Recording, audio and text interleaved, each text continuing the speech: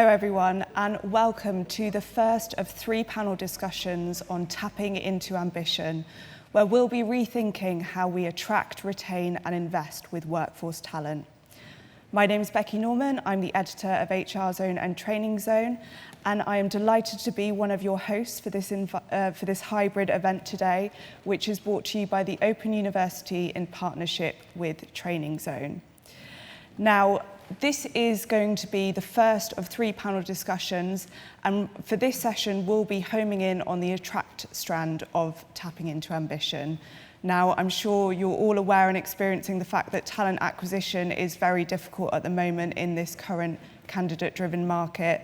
So for the next 45 minutes, we'll be putting questions to our fantastic panelists here today to explore how we can respond to those challenges in new ways. So before we dive into that discussion though, I first want to bring your attention to the group chat that is available on your dashboard that you're using today. If it's not already open up there, you can access it by clicking on the blue speech bubble icon at the bottom of your screen. It should pop up for you. So we really want this to be an interactive event. We want your thoughts, your opinions, your questions. So please do get on that group chat and get involved in that discussion. And we will also have some questions for you in this discussion as well. So I am going to kick off with the first question for you. As the title of this discussion today is Tapping into Ambition, we really want to know what 3 words spring to mind for you when you think of ambition. So get on that group chat, tell us what your thoughts are around ambition. And while we wait for your responses to come in, I'm delighted to hand over to my co-host, award-winning industry analyst, Laura Overton.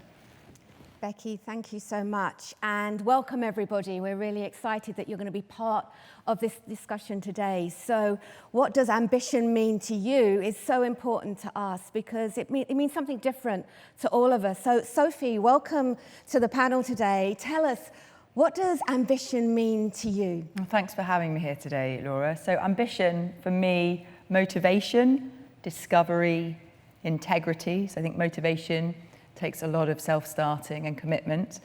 But discovery probably covers adventure, learning, relevant for Simon and us today. And then integrity is about doing it in the right way, being an ally, helping other people with their ambition as well.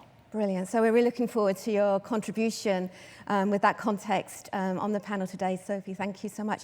Simon, what about Hello. you? What does ambition mean to you? Well, the first one would be well-being, so health of me, my family, friends. I think the second one is impact, is doing things both in work and socially that have significant impact. And then the third one is actually, I always think of it as bicycle, but it's really around that concept of putting a stick in a bicycle wheel. Is how do you create change? How do you think a little bit differently? Brilliant. So I guess we know what we're going to be expecting from you in the discussion as well today. Not too many sticks in the bicycle, I hope. Becky, already such a wide variety of words, but what's coming in from our audience today? Yeah, I mean, lots of stuff here. Common ones coming up: drive, growth, hopes and dreams, passions, integrity, like Sophie, and one that's just come in, ambition equals having a vision plus willing to get there. Oh. So great stuff, thank you. Fantastic, yes, thank you so much for your contributions. For me, I guess ambition is, it's about freedom, having some more freedom of choices, flexibility, I think is important for me personally as well. And also a sense of legacy. When you've been doing something for a while, you know, what's of value that you can leave behind, I guess linking into your word there.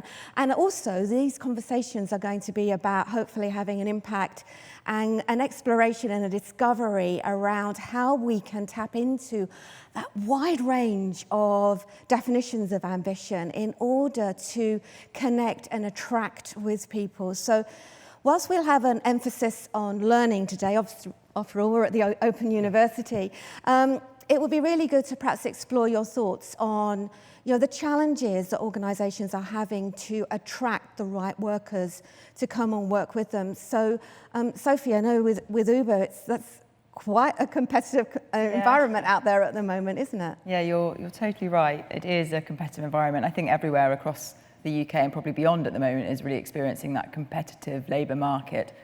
I think for Uber it's slightly different, and in the gig economy slightly different to traditional employment models, because drivers can choose who they work for without having to only stay with one company. So they could work with other similar competitors, and actually we recognise the benefits of what's called multi-apping. So I guess the challenge for us is really about attracting and wanting to be the platform that drivers choose to earn with. And then through that, there are a range of measures that I'm sure we'll touch on later about providing those benefits and protections which really appeal and attract drivers. Yeah, no, that's great. And I guess, Simon, that's, that kind of attraction is, whilst that is unique to that kind of gig economy, there are also a challenge of attraction in the corporate world as well. I think it applies right across, all organisations, both commercial and public, is how do you differentiate as an employer? How are you going to be different? How do you attract the right people in? And equally, how do you make it beneficial both for the employee and the employer as well? Yeah, and I think one of the things that I've noticed in kind of looking at the research around, Monster have done some research recently on, what people are looking for as job candidates, and they're looking for organisations that have got purpose and values that are meet with themselves, that well-being issue that you were talking to earlier, the kind of respect that people are looking for as well. And I think it's really powerful for us to be able to consider how what we do with learning might be able to tap into that kind of space. So one of the things that we wanted to ask you as our audience is just how you might be thinking about the way that you use learning in your organisation to attract people in that environment. So Becky, what are we going to be asking the audience to do? Yeah, so we'll have a poll coming up for you any moment now, hopefully. And we want to know, do you use at the moment learning and education as a way to attract new workers? So there's a couple of options for you to choose from. Yes, you're doing it proactively. Yes, but maybe not proactively. You're exploring the idea, or maybe you're not focusing on it at all. So a couple of options there. And please also do head to the group chat once you've submitted your option. And tell us a little bit more. If you are doing it proactively, what are you doing? Give us the details in the group chat. And I'll hand back to Laura while we wait for those to come in. That's great. So, a lot of organisations are looking at pay, part-time, kind of working, flexibility. But I am interested in your views on the poll to find out whether or not learning is becoming part of that benefit practice.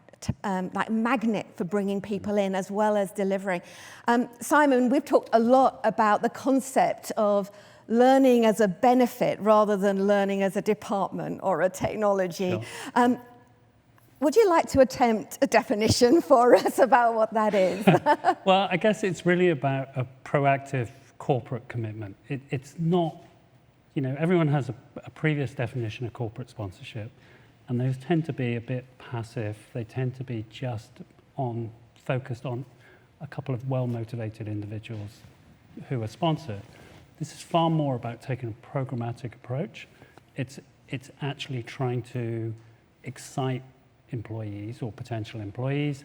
It's thinking about how do we actually tap that potential and not resign that people are staying on relatively low-skilled jobs or medium-skilled jobs, but actually they can do more interesting things. They can release that ambition both within the organisation or externally. Yeah, and releasing that ambition, tapping into that ambition means different things to different people as well, doesn't it? It's not just for the corporate agenda there. Yeah. Becky, I'm just wondering whether or not we've got any poll results coming through here of whether the audience have started to think about using learning as a way of attracting. Does it appear on their benefits that they're offering to people as a means of coming into the organisation? Is it figuring proactively, or is it just something at the moment that people are, you're welcome here to join us to explore, and of course we want that, but where are we at together as a group today?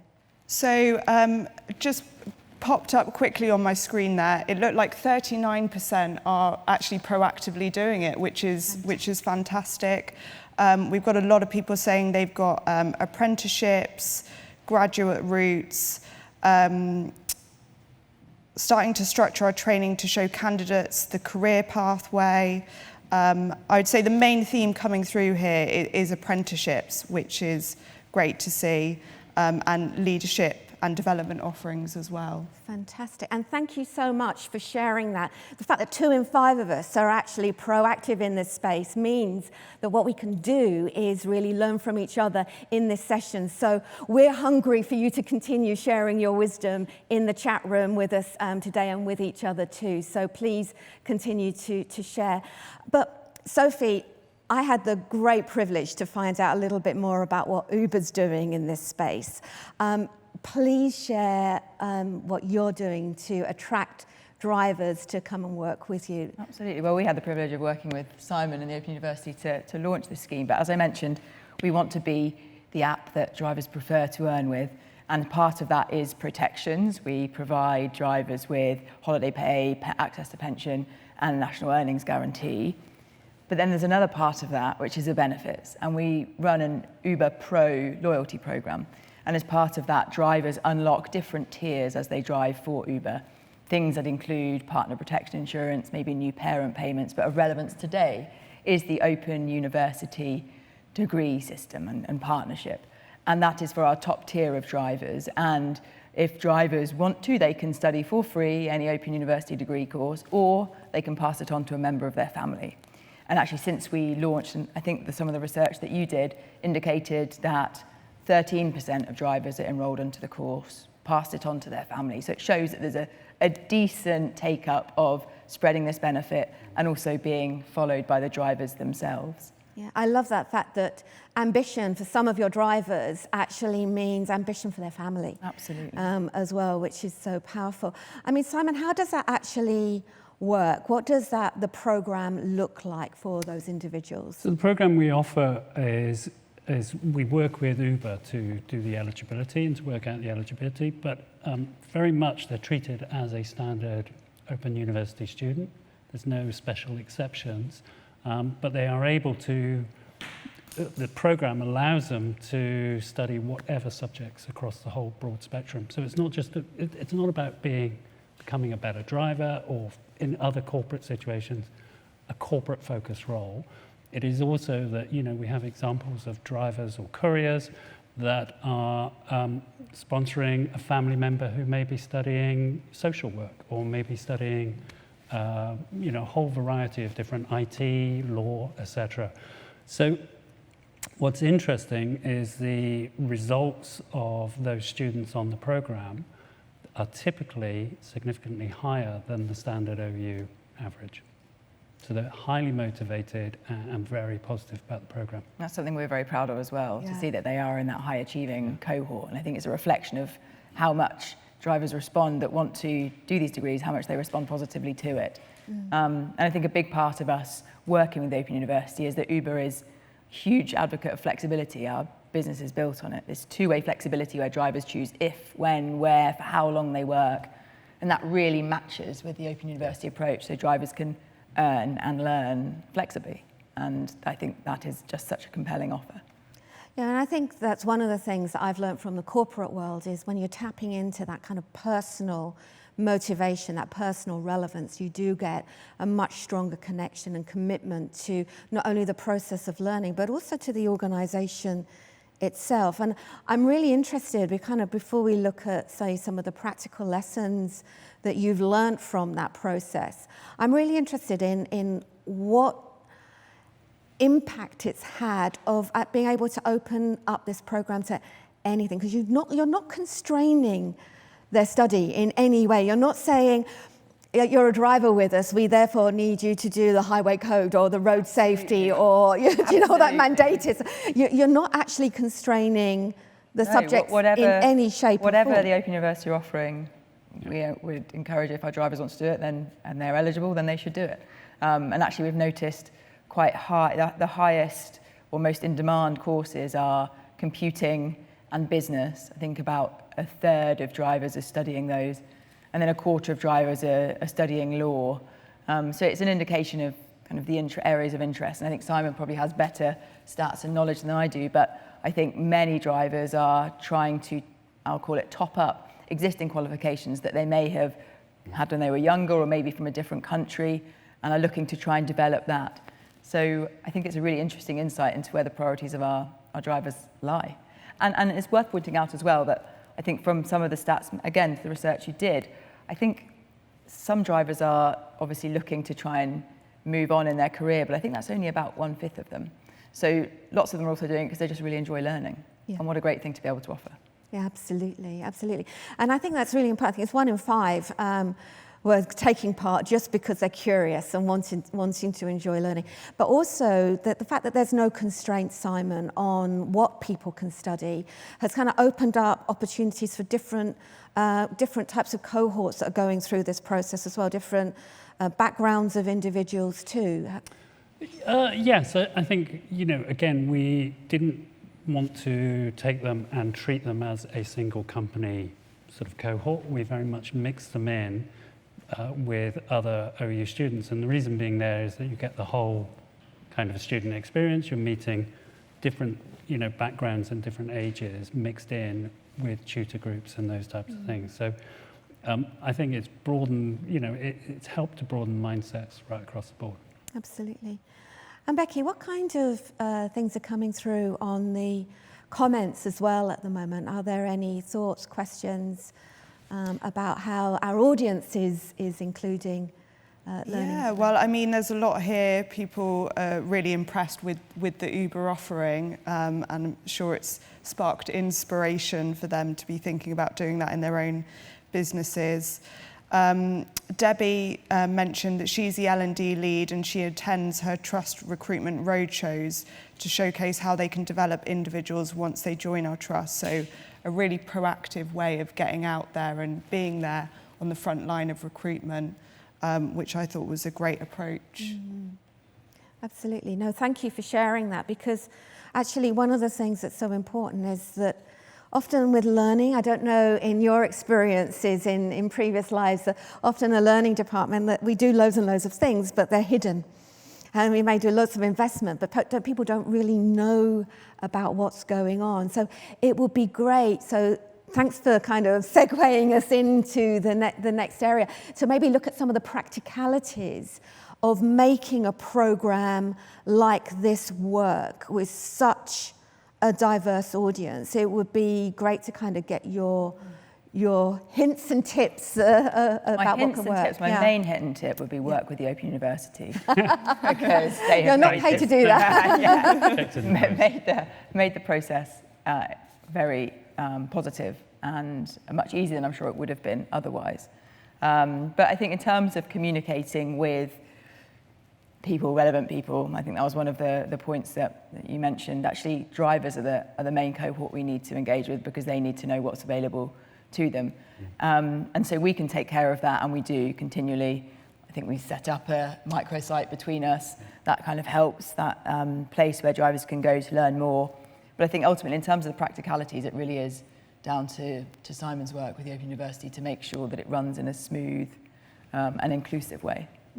Yeah, I think a lot of it just fits because the OU is a modular approach, and because it's designed for people that ultimately are working or tend to be in work to some extent. It just fit quite nicely that you could actually build these types of programs.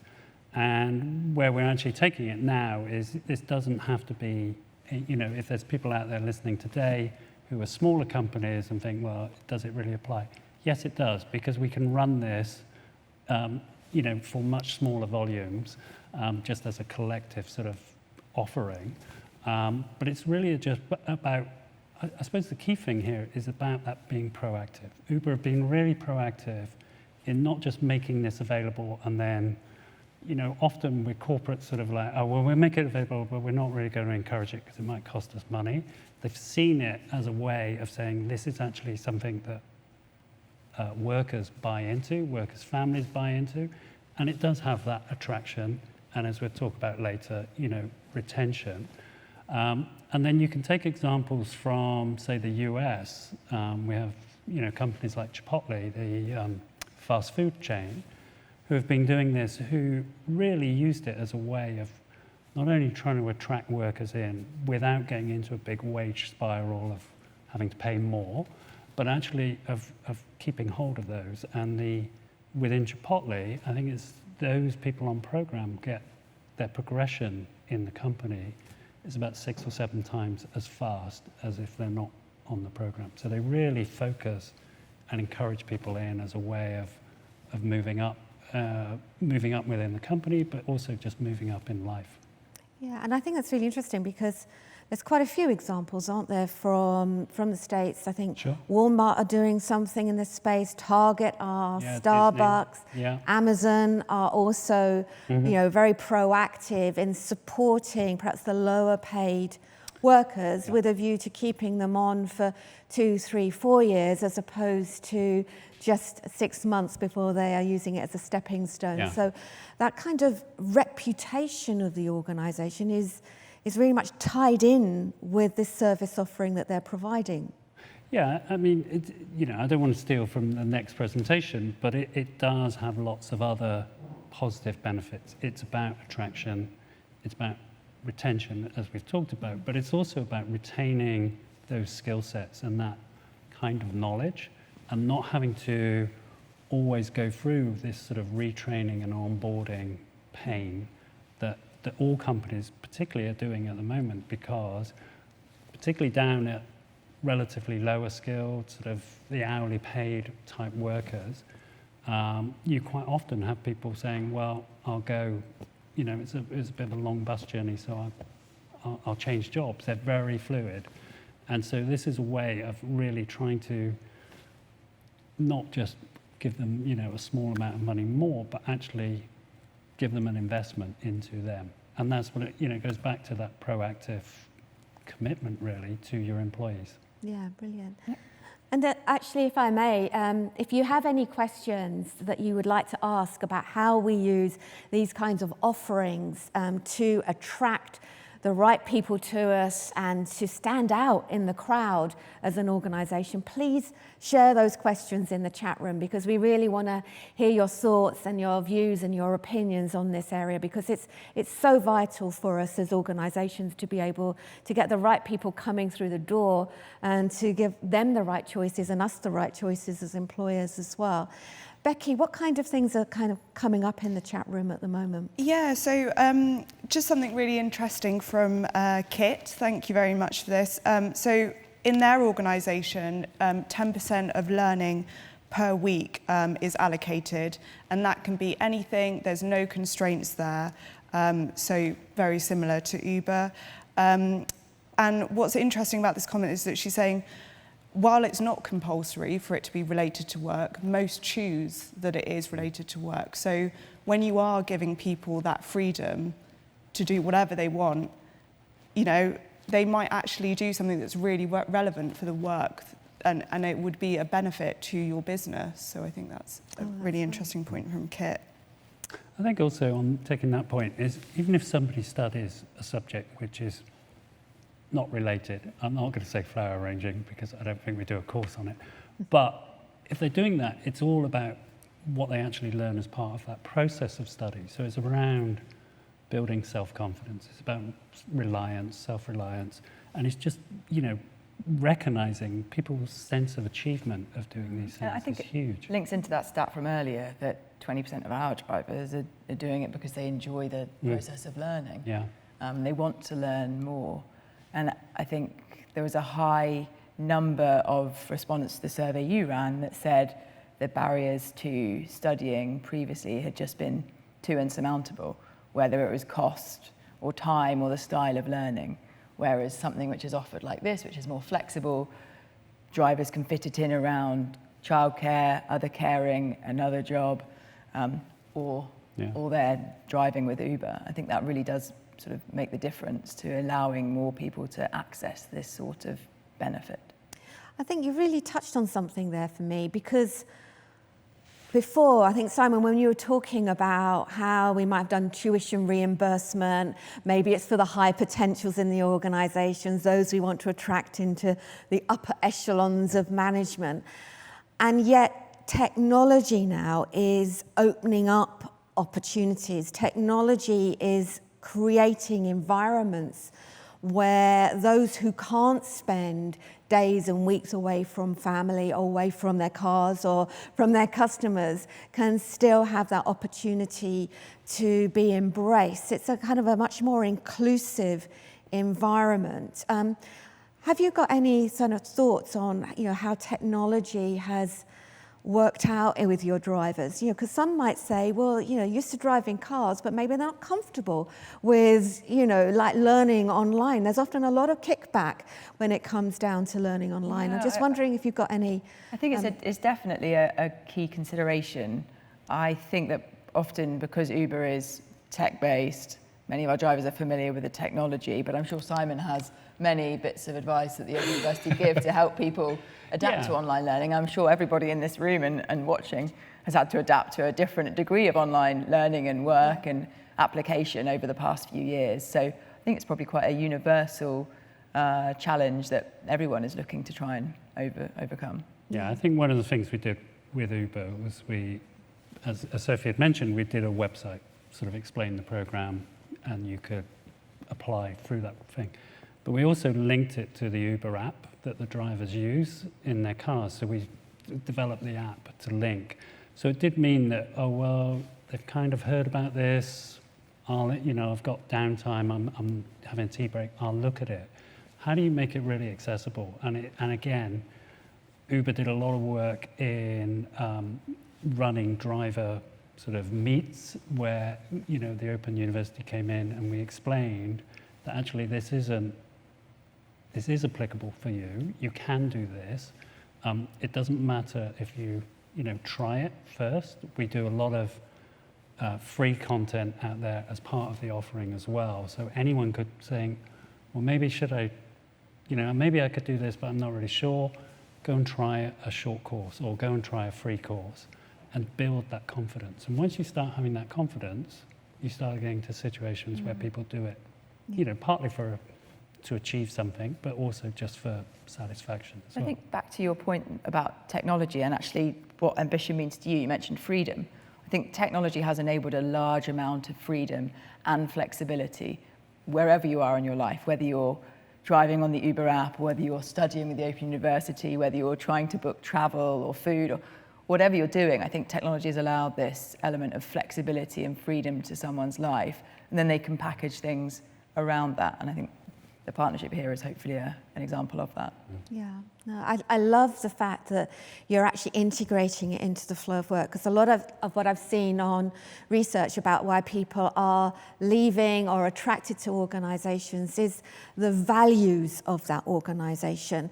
And putting something on your website saying, come and join us, and you can get this benefit on helping you to buy a bicycle, or this benefit because you will help you to learn, and then it doesn't work out in the flow of their experience with the organisation, is something that I think is quite significant to a lot of individuals.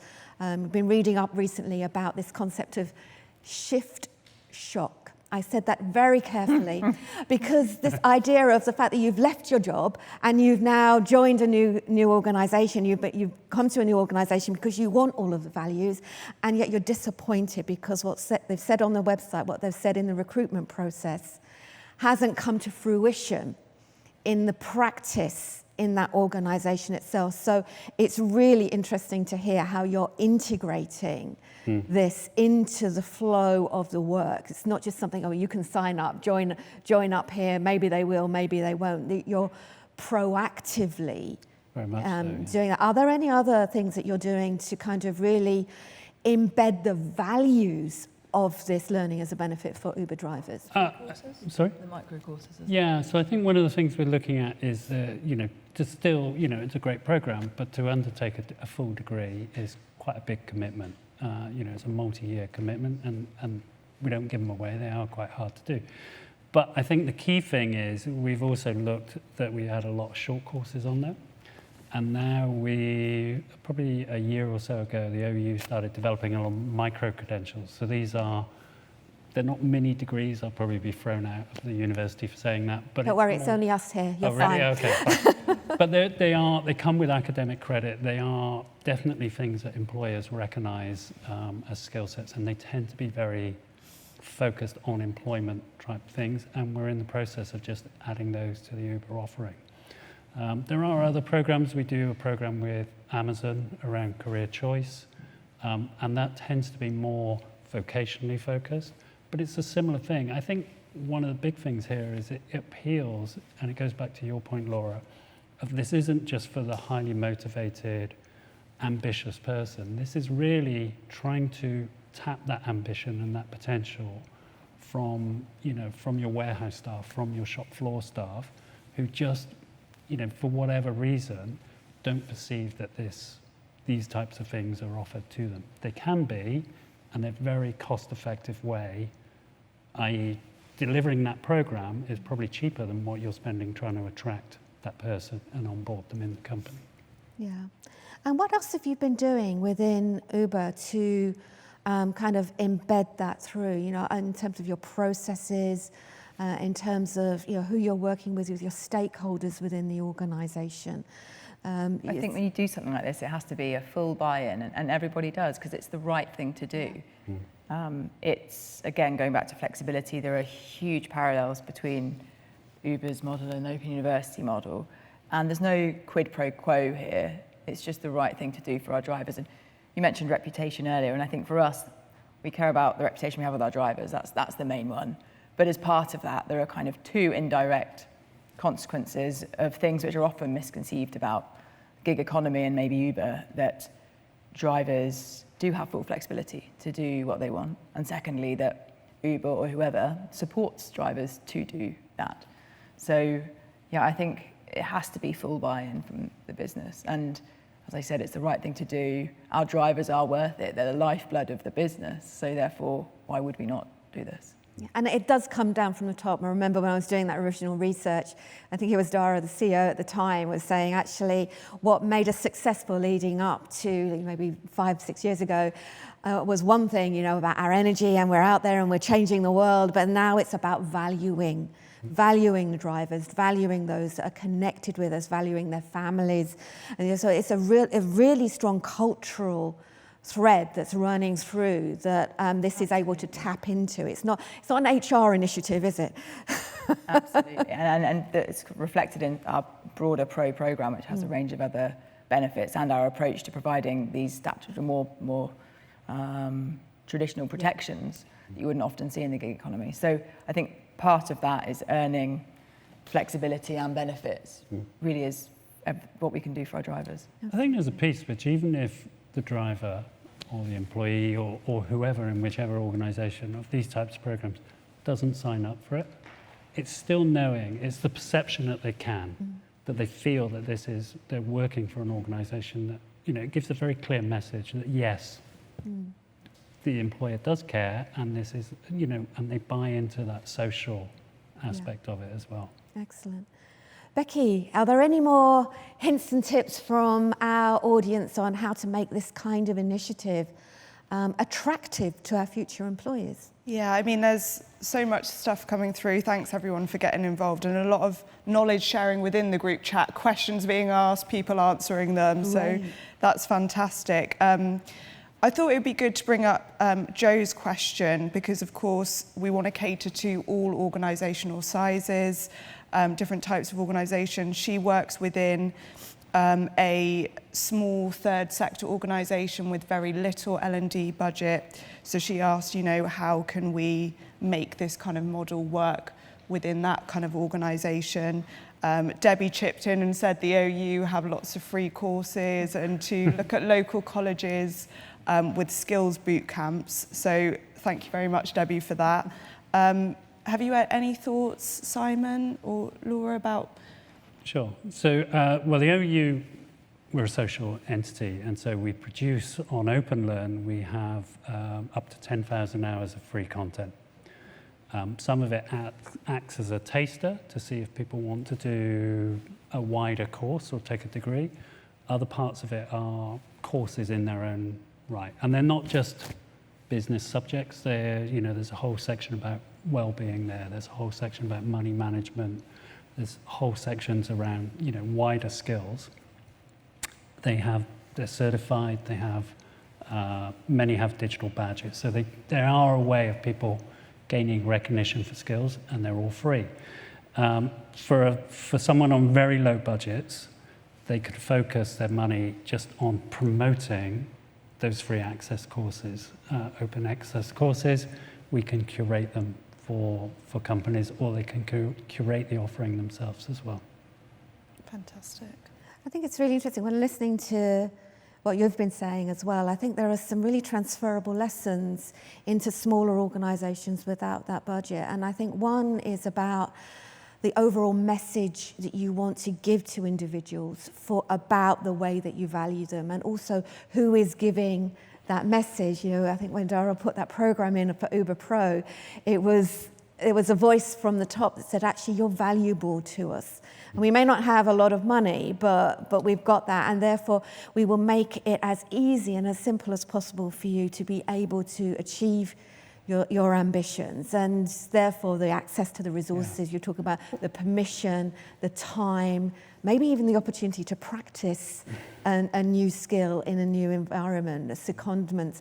Those are the sorts of things that possibly might help you without a budget to say, actually, we are doing this, and these are the examples of the sorts of things you can expect when you join our organisation. So I think, but Simon, what I was going to say is, okay, so Uber are doing 100% full coverage of tuition costs and all costs.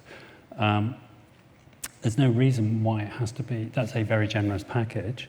You can also do employee co-pay elements where, the employer may be paying towards that tuition cost. But equally, I think even if you say, well, I have no budget to do this, you can still encourage it, partly through the free access, but using things like salary sacrifice, you can significantly lower the cost of education, because you remove, for both the employer and the employee, because you remove the national insurance burden. So you talk a lot about the disaggregation of funding. Talk a lot about disaggregation. Yeah. No, I think it is, because I think the interesting piece is we're at a stage where you have universities or providers that are very rigid and are regionally based. You have employers that often aren't really engaging. And what's happening is, as we've seen with the element of the Uber program, where someone who doesn't directly work with Uber can benefit from this program by being a family member. But there's no reason why it couldn't be that you're a supermarket, for example, and you're doing helping educate disadvantaged kids or disadvantaged people in that community, and actually get your customers to contribute towards that as part of a roundup of your bill, which many charities use. I think from the education point of view I think where this will end up is, yes, the OU offers a wide variety of courses, but equally, there's still going to be somebody who wants to go and learn to be a truck driver or learn to do that. And I think where we're looking to work and what we've started doing with micro-credentials is actually disaggregating the supply of this as well. So you act as a kind of broker. And so you're then connecting to other training establishments as well to widen that whole choice. And it's had an impact, hasn't it? And already in this conversation, you've hinted at the different impacts and results that this has had on the individuals as part of this program. Sophie, is there anything we've missed in the conversation so far in terms of the impact on the organisation or on the individuals who drive with you? I think we've covered most of it, but I think it's probably doing Simon a disservice Can since he worked mention the on industry it. awards. I'm going to mention the industry awards, yeah. I wasn't working at that point, but I will pass it to Let's Simon. mention the industry awards. I think that's a good reflection of the impact, rather Yes. than maybe me just giving a biased view. I think someone like The Guardian with the Higher Education Award or the Pioneer Award, I think is quite a good reflection of the impact that it's been perceived to have. And so, Simon, you've probably got more details on that. Well, yeah, I didn't bring them along today, but no, Under the chair. they're in my trophy room now. But I think the other thing is, no, it's also it's helped raise the visibility. The success of this program has really raised the visibility for the Open University to employers, also Uber to employers and to the wider public. So this has created, or this has caught the attention of government and cabinet ministers commenting on this positively and visiting Uber and wanting to know more. Because I think increasingly we're trying to find a way which, particularly at the moment where inflationary pressures, that you're not just caught in this sort of wage spiral because of cost of living, and employers are taking a little bit of a longer term view. And maybe on that point, actually, so Uber is not a traditional employment model. We are part of this growing gig economy. It's set to grow, double in size by 2030. And actually, this partnership shows that you don't have to be a traditional employment model to provide or offer these things to the people who work with you, like our drivers. And I think it's just learning about learning, basically. We're showing that there's a different way of doing it, which isn't set in this traditional provision of courses that you mentioned earlier on. Some people aren't very proactive about. So it's just basically widening, I think, accessibility and showing that new models can still mean good results for the people in the workforce. I think also it sits alongside apprenticeships. Apprenticeships are a set program. They're quite structured. They're quite, and they're really applicable to lots of people. Benefit from them greatly, but also there is still, that more transient workforce that actually you can say, well, even if you just work for a year or a year and a half, you can still pick up qualifications, you can still pick up recognition and build your confidence as well, as we've talked about. Fantastic. I think it's been so many insights that we've had from this conversation today, and I'm hoping that it's been very helpful for you listening to this. And love to get your takeaways as an audience. Is there anything that's caught your imagination that you'd like to explore a little bit more within your own organisation, or a little tick or confirmation that you're on the right tracks? Do share that within the chat room. But Sophie, we've got just a minute or so before we have to close. What is your big takeaway from this experience that you've had? It's definitely to work with Simon, Open University, but also just to embrace those benefits of flexibility. So flexible learning, flexible earning, showing that it can be done. Perfect. Thank you so much for that. And Simon, obviously the build-up to your takeaway there, award-winning. I think the first thing is we've talked about scaled large companies, corporates doing this. And yes, absolutely it works. But as we talked earlier, and I'd like to sort of remind, this works for third sector. This works for small organisations. This works for public organisations. We can flex that program around there, and we do have models to do that. I think the key piece, or the key takeaway that I take from this, is companies need to be really proactive about this. Don't, as you say, add it to the benefits list and then try and hide it. Commit to it, work out how much it will cost you and those things, budget accordingly. But equally, I think that it will save employees money, both in attracting, what are they paying to attract people, and also, as we'll talk about later, that retention cost is, I honestly would say that we could do this for people that cost less than that transition of, every 6 months or 12 months somebody leaves, you've got to retrain them. Thank you.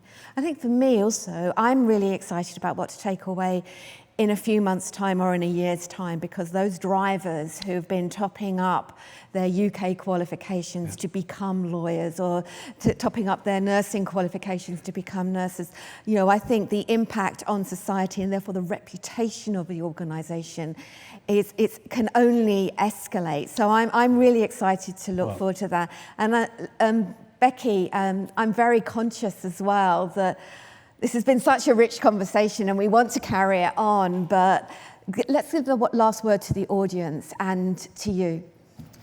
Yeah, thank you so much, everyone. So time is up. It's gone very quickly. Thank you so much, Laura, Simon and Sophie, for your insights. And to everyone in the audience, there's been so much going on. And I know there's questions that we've missed, so I'm really sorry about that. But there's speaker bio details of Simon and Sophie's on the dashboard. So if you've got a burning question, you can get that answered directly from them. And also some of the questions I'm sure we will be answering in our next session, which is coming up at 1 p.m. UK time. There's a link to it on the dashboard. Just click on the next session icon and that will take you through. But that's all for this session today. Thank you so much. We hope you found it useful and hopefully see you later.